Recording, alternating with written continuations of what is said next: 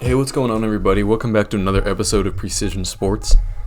I first want to thank you guys for getting my video to almost 100 views, and I appreciate for any of those of you who subscribed. And my new series is going to be going over NFL offseason videos, where I go over some of my favorite teams and other teams that I think have the most interesting offseasons, and discussing what I think they should do in the 2021 offseason. For this first video, I'm going to be doing this Los Angeles Chargers, who I think have a very exciting future at the hands of their franchise quarterback, Justin Herbert.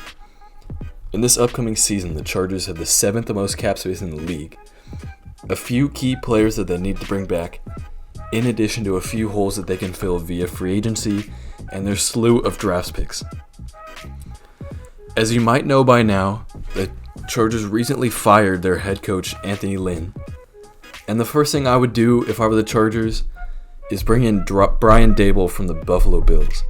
I think that the Chargers need to hire an offensive mind that can help with Justin Herbert's development, and since Herbert and Josh Allen are so similar, I would totally go with a guy like Brian Daboll. My second option would be Eric Bieniemy, the Chiefs' current offensive coordinator who has received the go-ahead from Andy Reid to become a future head coach in the NFL. After this, I would encourage Brian Daboll heavily to promote Pep Hamilton, the current quarterback coach of the Chargers, to offensive coordinator who has helped majorly in Justin Herbert's development.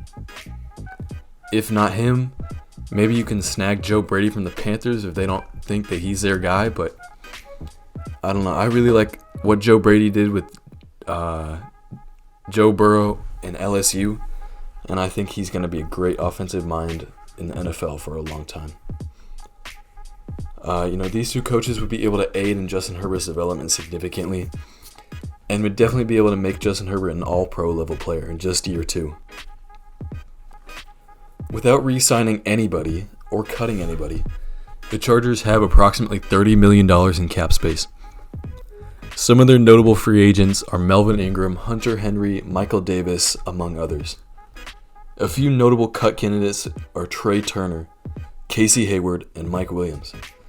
If I were the Chargers, I would immediately cut Casey Hayward, who had kind of a down year, is starting to regress heavily, because if they do, they could save up to $10 million.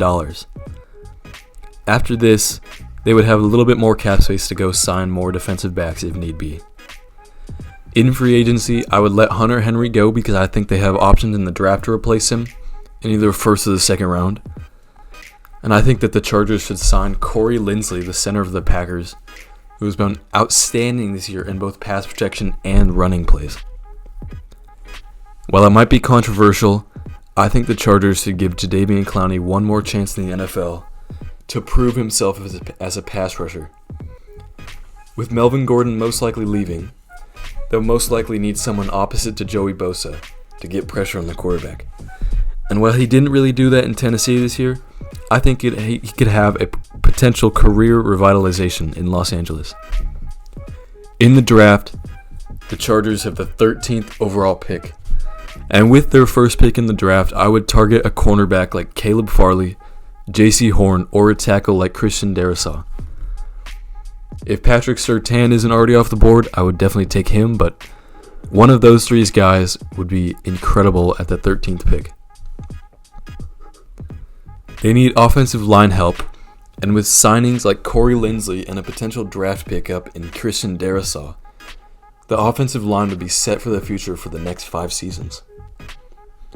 In the second round, the Chargers have the 47th pick, and depending on who they take in the first round, I would consider Elijah Vera Tucker, the tackle and guard out of USC, Sam Cosmi, the tackle, or Trey Smith from Georgia.